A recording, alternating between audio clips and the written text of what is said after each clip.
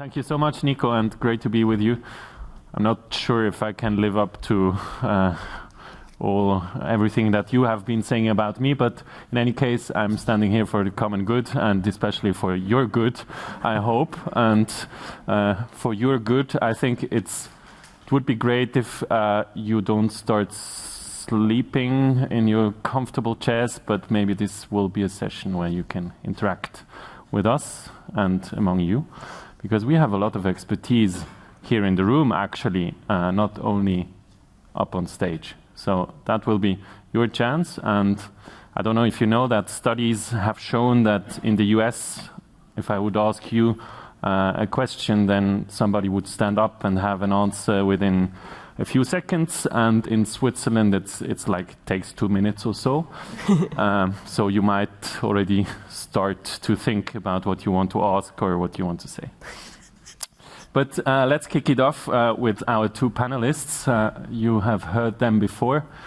Agatha from the French organization Rhodium and Markus Herrmann from the China Macro Group. And now we don't focus on China only, but obviously as part of Asia. I would like to ask both of you, now that we focus on what the state of Asia means for us, maybe Agatha, you could start with a European perspective.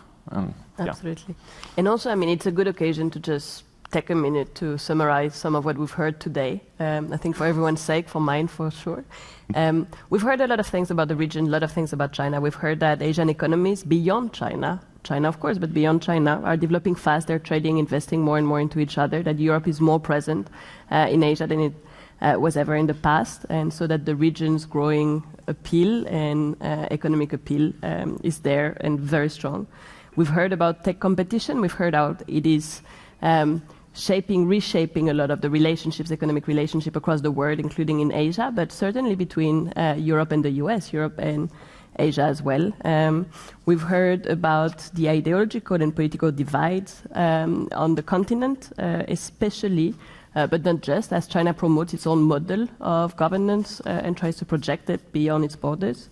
And we've heard about changing globalization patterns and threatened value chains, not just, of course, from the tech shock between the US and China, but also because of growing geopolitical risks, including in the Taiwan Strait.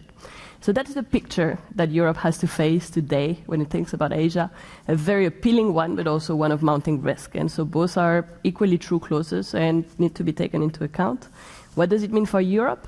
It means, first and foremost, rockier, more uncertain times ahead. They don't need to be worse. They don't need to be less positive. They're just less expectable. They're less certain than they were in the past. In terms of value chains, in terms of geopolitical environment in much of the region. And so just knowing that tomorrow's Asia will be a different Asia. It doesn't need to be a less appealing Asia once again, but Europe's role within it is going to have to change. The second lesson is that Europe is going to need to develop its own view about what role it wants to have in the region economically, but also in terms of diplomacy, values, and just engagement and geographical distribution of that engagement. And it also means that at home, Europe is going to need to plan ahead and build resilience for some of the rocky times ahead. And that's a lot about the domestic policy and kind of national policies. And finally, Europe will probably want and have to engage with much more than China in the future. From everything we heard today, there's going to have to be a diversification of its presence in the region, very much as a potentially more positive outcome in the years ahead. So let me stop here, but just to start us off. Thank you so much, Agatha.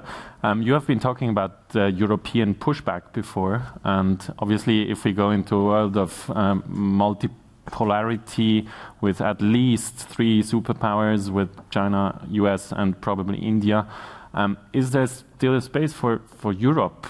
And does Europe need to be more unified in its approach? Well, there needs to be a space for Europe. Europe is, depending on the level of the dollar, depending on the year, depending on whether UK is in or not, the first or the second global economic power. So there's absolutely a space, and there's absolutely a role for Europe in the region. It's been mostly economic for a long time, and it's been mostly about shaping the economic regulation and rules that make just business as usual and normal interactions possible. It's probably going to have to change a little bit, become more geopolitical, become more political, potentially more value-based as it goes forward.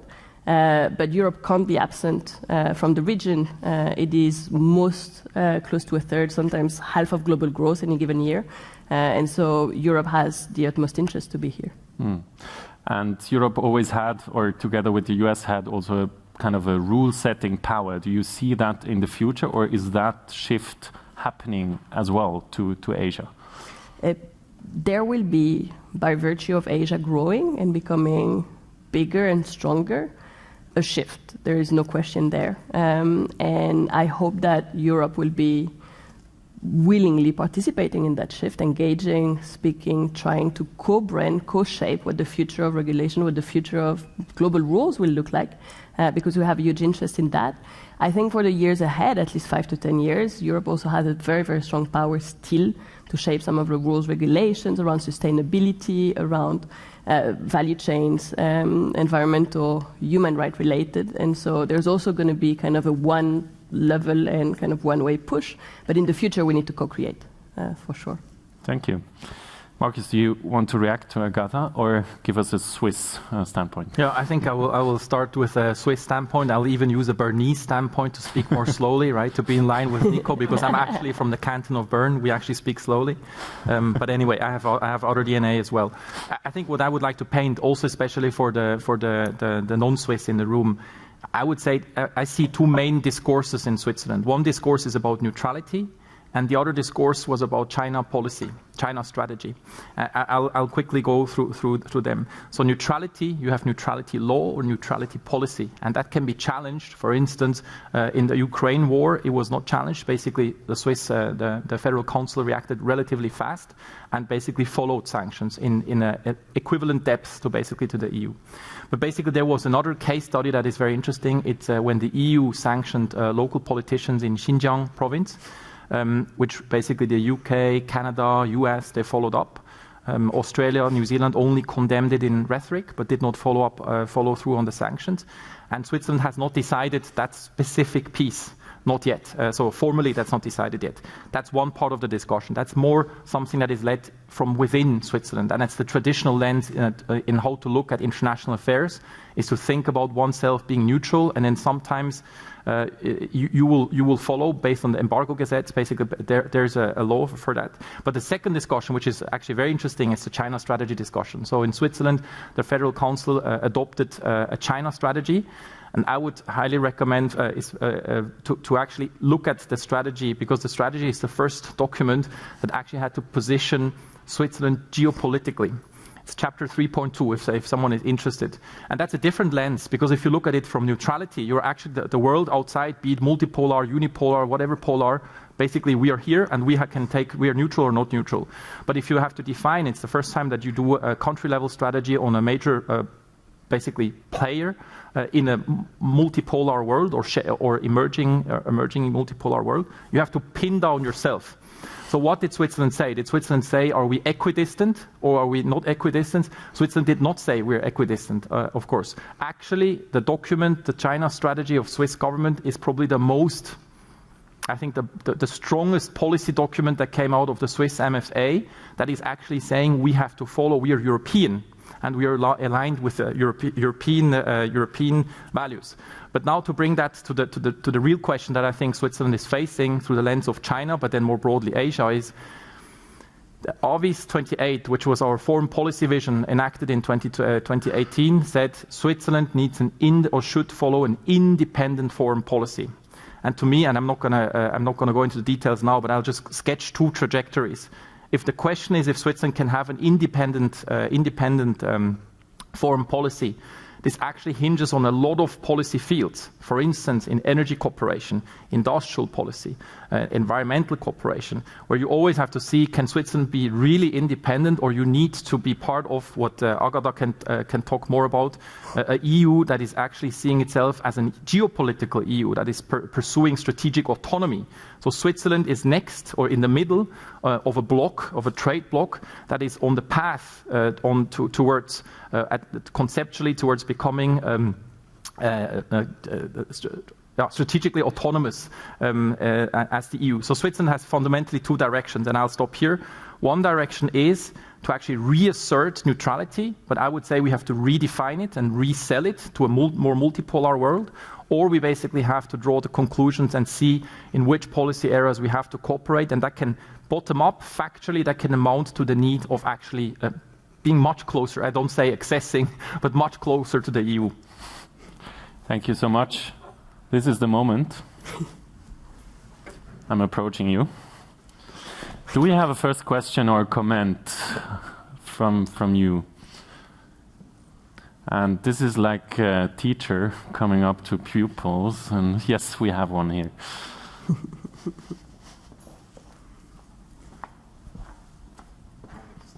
Yes, please, and introduce yourself in 2 words.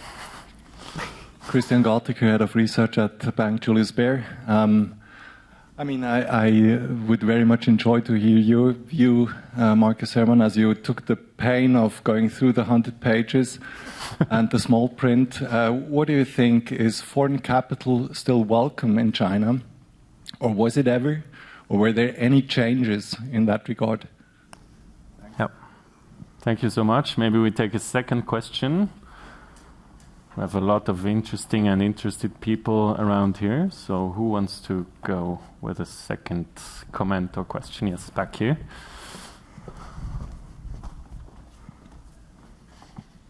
So what do you think? What's your name? I'm James Crabtree. My apologies. Yeah, of course. What do you think China's objectives with regard to Europe are now? In the aftermath of the National Party Congress, we've seen the sort of semi-collapse of the 16+1. There's been this sort of hardening of Europe's approach to China. But if you're sitting in the Chinese Foreign Ministry, or if you're Xi Jinping, what do you actually want out of Europe? What's a kind of good case? Is it all about trying to split the Europeans from the Americans in a geopolitical sense? Is it about technology? What are the objectives that China has in trying to build its continued relationship with Europe and the European Union? Thank you so much. Agatha, do you want, or we have a third question here, and then we go back to the panel. Thank you, Nicola. My name is Gabriella, Ecopart Holding Private Equity. My question is, you speak of a European Union view. Is there such a thing? The Chinese very often challenge the fact that there is a European Union and will say, you will have at least 10 numbers to call before you get a decision. Yeah, absolutely. Thank you. Agatha?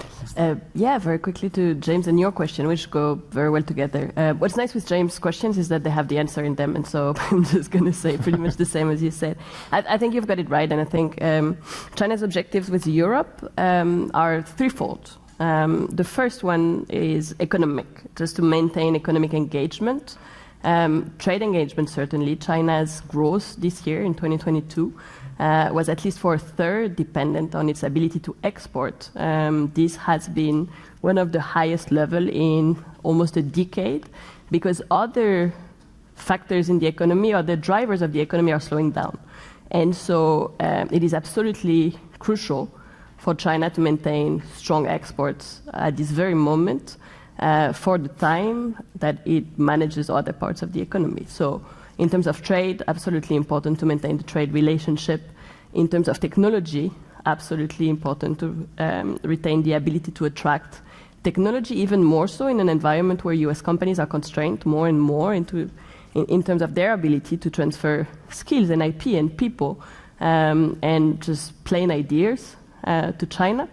And it gets to the third question, of course, about whether foreign capital is still welcome in China. Absolutely, it is welcome.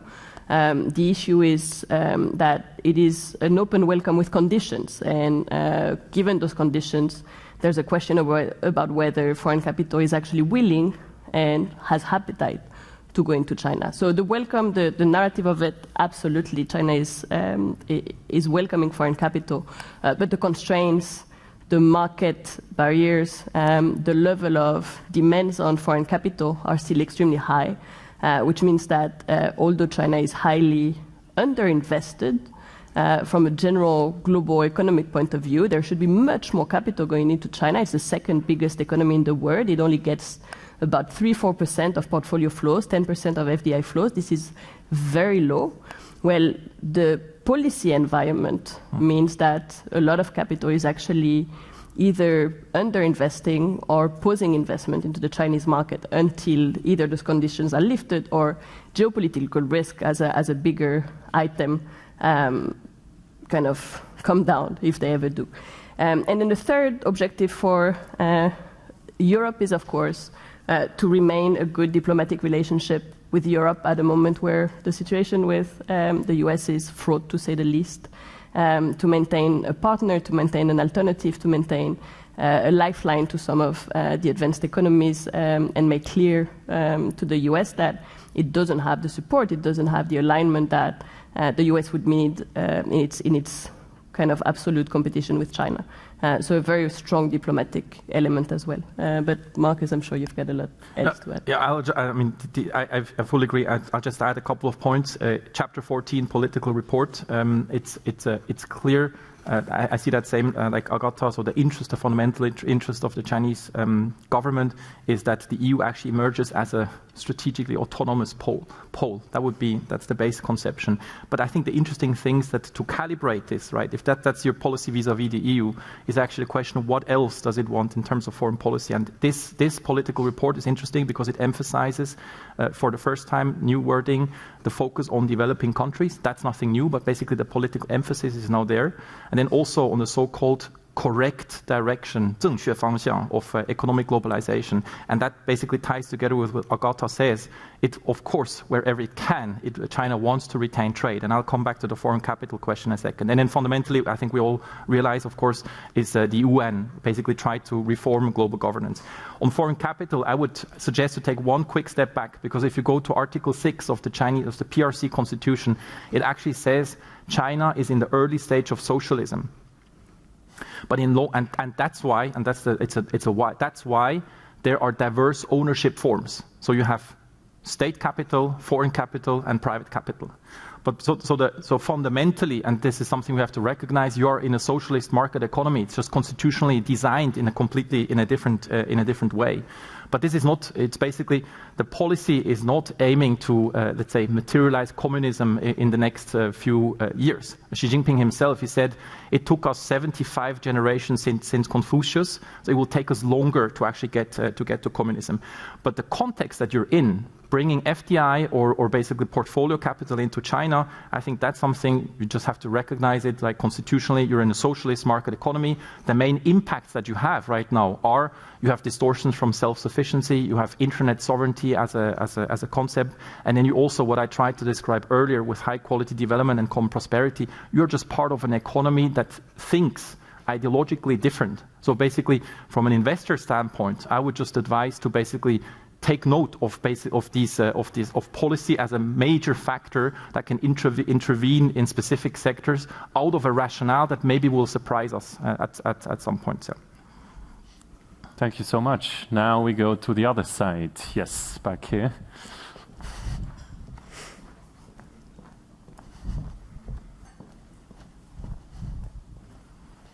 Good afternoon. I'm Ange.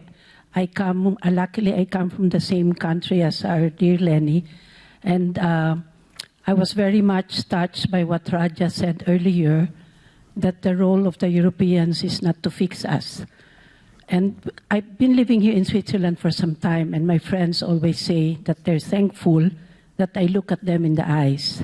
So I guess what it's saying is that it would be wonderful if we can be equal partners. I'd like to ask, from your point of view, in what way, if not to fix us, what do you think could be the role of Europe in Asia? How could you contribute to our development? And in the same way, how can we contribute as Asians to you? Not only China, but as less popular but equally important countries in Asia. Thank you. Thank you. Very good question. We have a second question here in the front. Yes. Thank you. I'm Noel Clehan from BDO. The EU has characterized its relationship with China as a, I'll just read it here, cooperation partner, economic competitor and systemic rival. Is that schizophrenia, and where does Switzerland sit on that spectrum? Thank you. Third question here. Eunice. Eunice Zender from Asia Society. One of the structural changes we're seeing in the Chinese economy is that there's a focus away from low-end, labor-intensive manufacturing to high-end, robotics-driven, semiconductor-driven manufacturing. We've seen electric vehicles made in China imported and sold all over Europe. China has said the economic structure that they would like to emulate is that of Germany. How does Germany react to that? Thank you. Who wants to go first? I'm happy to. It's an excellent question. It's actually something we picked up reading through Chinese economist notes. Kind of a reaction and a realization post global financial crisis, post 2008, 2009, 2010, and all of the ripple effects, of course, of the global financial crisis. That China's model doesn't necessarily need to be the US. It's kind of economic aspirations shouldn't necessarily be the US model of development. And so we've seen, especially over the past 2, 3, 4 years, more and more economic thinking emerge in China, saying that Germany should be the model. What that means is less focus on services, less focus on financial services, in particular financial deepening, financial markets, but much more focus on high technology, smaller enterprises, by the way, not necessarily huge ones that create a lot of employment, and of course an export model. I don't know what Germany thinks about it, but ask Europeans how they feel about Germany. And I will tell you what the world will feel about China becoming another Germany, right? Germany's model of export-driven growth is naturally a force for imbalances in Europe in ways that have destabilized the European economy for a number of years, especially with the euro, especially with a unique currency. Not that it is bad, certainly, but that it is a model that has its flaws. You apply that to an 18 trillion economy at the moment, and you apply that to a world that is already thinking that China's place in global trade, its unfair practices, its use of industrial policy is problematic, and you get to a point where we're just going towards more pushback. So it's not so much Germany's reaction, but I would imagine a world with China behaving like Germany as a very unstable world, and that would create yet more geopolitical tensions. But it is a strand of thought that is extremely strong at the moment in China. So that's to your question on Noel, your good question on the triad of competitor, partner, rival. It's a magical phrase because you don't say which percentage you apply to any of the components, right? And so everyone can be happy in a 27-member state European environment. If you listen, and back to your question, because I realized I didn't answer the question about Europe speaking with one voice, I think there's more and more consensus in Europe about the balance between those three terms, that the partnership that was really the strongest term for so long, it now has to tilt back towards more competition at least, but rivalry as well. And Germany, in that respect, is potentially one of the exceptions to the rule. You see quite a bit of agreement in terms of public opinions of China. You see quite a bit of agreement even at the Council when it comes to imposing sanctions on China would require unanimity. You see quite a bit of agreement at the EU Commission with the ability to formulate instruments like the Foreign Subsidies Instrument, the International Procurement Instrument. A lot is being done that requires a lot of agreement about the direction of China and what Europe needs to do about just managing the disruptions from that. And so, yeah, I would say that below the surface of a lot of division. There's actually a huge pool that is facilitated, that is permitted by a growing level of consensus, maybe not consensus, but agreement to a certain extent in Europe. If I can just add from the Swiss perspective on what Agatha was just explaining, and I think it's very important to note that the Trinity, right? The next sentence after that sentence is actually in different policy areas. So just to make clear, it does not mean that you have to be competitive, collaborative, and rivaling in every policy area. So you have complete conceptual flexibility, right? That's important to note. Then I would say, from a Swiss perspective, I would add, the EU-China summit was a failure, yes. So they said summit of the death, right? But the EU is a supranational organization. So if they have a rivalry dimension inbuilt in their China policy, Switzerland does not have a supranational layer in that sense, because a few weeks after the EU-China summit, Macron you will know that very well, but Macron had basically sold French nuclear industry to China, or created more deals. So we have to see that, right? On the rivalry dimension, if you have the EU, it's a supranational level. We don't have that supranational level. So if I apply that framework to Switzerland, I would say cooperation, maybe we have been very strong on cooperation without always knowing our interest precisely, and maybe also not always knowing all the details on the other side. On the competition side, I think Switzerland was giving away maybe the MES, market economy status, too easily, basically because you are not in the same type of economic system, and we basically gave it away in order to have a free trade agreement. I think that's utilitarian. I'm not sure whether that's really sustainable. And I think on the rivalry dimension, the example the EU did was the Magnitsky Act. I think that's one example with the Xinjiang politicians. That's a rivalry dimension policy that was taken. In Switzerland, with the way we would do it, we engage at the Human Rights Office in Geneva, at the High Commission. We basically have a bilateral dialogue that is suspended now. And what I find very important for the private sector in particular, Switzerland has a supply chain act. Konzernverantwortungsinitiative. We built that instrument, and it's entering into force on the 1st January 2023. It's really globally almost unique, the way we are advanced, right? And that's a very good tool for Switzerland without a supranational layer to actually make sure that at least Swiss-based companies do not have issues in their supply chain in certain specific regions in China, as an example. Thank you. We have time for a last question. 3 minutes left. You win. Thank you. Adam Benaka, Swiss Re Reinsurance Finance Data Lead. I have a question on the Road and Belt Initiative in the light of decoupling in China. Can we expect the extreme scenario of Nord Stream when we have a state government motivated infrastructure investment that becomes stranded because people don't want to use it from political reasons? Or will it be not as bad if the world will not go the way as we expected 10 years ago with the globalization? Thank you. Thank you.